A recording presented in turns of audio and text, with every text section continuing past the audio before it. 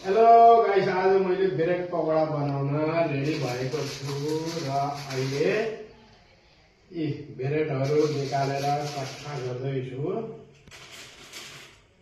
अब यो चाहिँ नि मैले यहाँ मसला पनि रेडी छ नि ब्रेड पकौडा बनाउनलाई।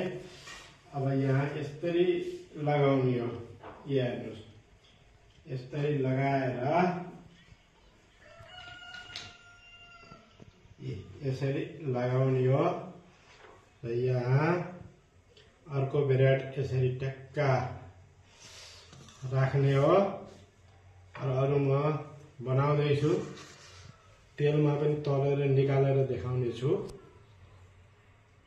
लानु छ यसरी सट्टै यसरी लगाइयो। अब यहाँ यसरी च्याप्प दबाउनु पर्छ क्या, नत्र चिप्किन्न। यसरी लगाउँदै जाने हो। ल बन्द गर। मैले चाहिँ ब्रेड पकौडा बनाउन सुरु गरेँ भने अब यी ब्रेड पकौडाहरू तयार भइसक्या छन्।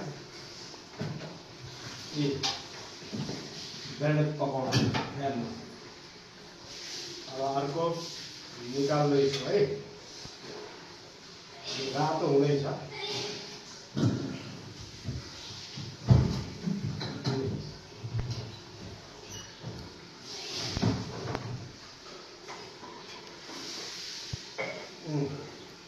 ब्रेड पकौडा निक्ल्यो।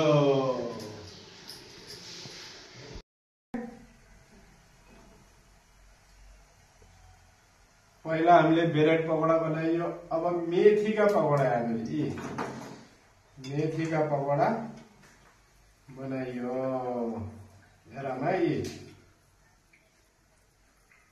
यी मेथीका पकौडा हेर्नु। यी अरु फेरि मैं मेथीका पकौडा तयार गर्दैछु। यी हेर्नु, साना साना पकौडाहरू चट्ट